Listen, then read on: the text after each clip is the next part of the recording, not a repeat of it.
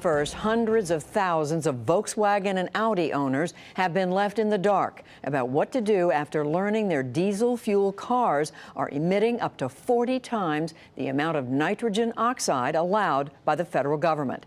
Special correspondent Kat Wise takes a look at the reaction in Portland, Oregon. It is taking a lead role in a multi-state investigation of Volkswagen and has the most affected vehicles per capita of any state in the country. Gourmet meats are sizzling and business is brisk at the Lardo Sandwich Shop in one of Portland's hip new neighborhoods. They both have mayo on them. Owner Rick Gencarelli is a true Portlander, carefully sourcing the food in his restaurant and driving an ecologically friendly car.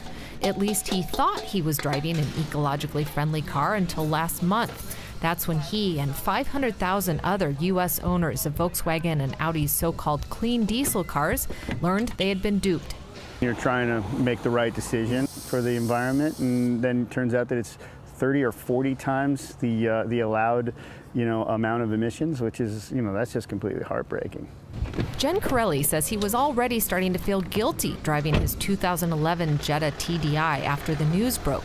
Then he discovered a note left by an anonymous person on the windshield.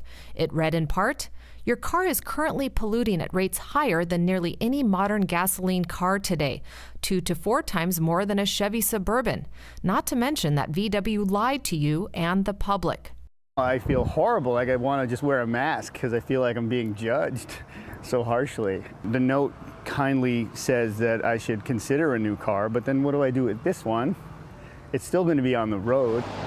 In fact, many VW owners in Portland and around the country are wondering what to do.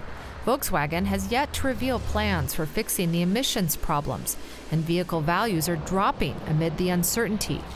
Nationally, more than 250 lawsuits have been filed against Volkswagen, and more are likely as states, car dealers, and consumers grapple with the long-term implications of the company's fraud.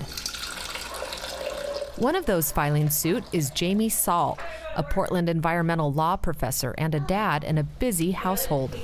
Orange for Charlotte. Saul and his wife Alex have been big fans of the newer Volkswagen diesel vehicles. They've owned 2 and have convinced several family members to buy them as well. But now Jamie is part of a class action lawsuit against the company, filed in a California federal court. We caught up with Jamie as he was heading out for his morning commute in the family's Jetta TDI sport wagon. So tell me about that day that you heard the news. What was your reaction? I was shocked. I was shocked and disappointed at Volkswagen. It's one of the few major corporations that I thought was really trying to do the right thing. There are a lot of late model TDIs in our neighborhood and in Portland generally, because I think consumers in Portland like the idea of having a fuel-efficient, clean car that's fun to drive and practical for their family needs. Saul and his wife are now trying to drive less and ride their bikes to work more often. But that's a big hassle when they have to get the kids around town. They'd like to sell the car, but who would buy it and at what price? I think the people who own these cars need to be compensated for the lost value in the cars on the secondary market, and they need a real-world fix that solves the problem while not undermining the fuel economy and the performance of these cars. While owners have been struggling, Volkswagen dealerships are also feeling the pain. The company has told dealers to stop selling their inventory of diesel vehicles, which typically account for about 20% of sales. But Volkswagen is reportedly reimbursing U.S. dealers for expenses they incurred during the scandal. We reached out to Portland area Volkswagen dealerships, but none would agree to speak with us on camera. Nationwide, sales of VWs are expected to take a significant hit. But the emissions scandal isn't just impacting new car dealers, it's also having an impact in the used car market. The values are just dropping like a rock. Monty King is president of the Oregon Vehicle Dealers Association and represents used car and truck dealerships. The dealers are very concerned because they're small business people. And if they had bought one of these VWs at the auction or even taken as a trade-in, and now because of this, the value drops, say, $500 or $1,000, they're going to take the loss. I think VW is responsible for that. King says independent used car dealers aren't expecting the same level of support as VW dealerships. There's 120,000 used car dealers in the United States. And if every one of them has one of these, what do you think the chances are of VW helping? I'm not real excited about that possibility. One of the big questions on many VW owners' minds here in Portland is, can they still legally drive their car? And right about there is good for us. Oregon, like 29 other states, has a vehicle emissions testing program in several cities.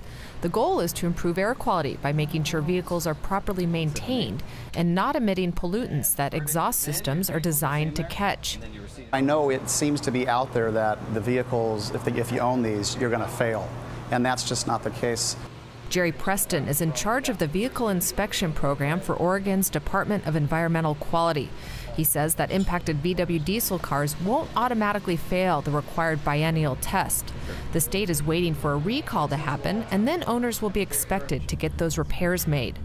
We certainly care about the issue, and we know that the nitrogen oxides component that we're talking about can cause problems with asthma, emphysema, bronchitis, and things like that. So we're very concerned about that. However, we're letting EPA take the role, as are most states, to let the recall process take its form.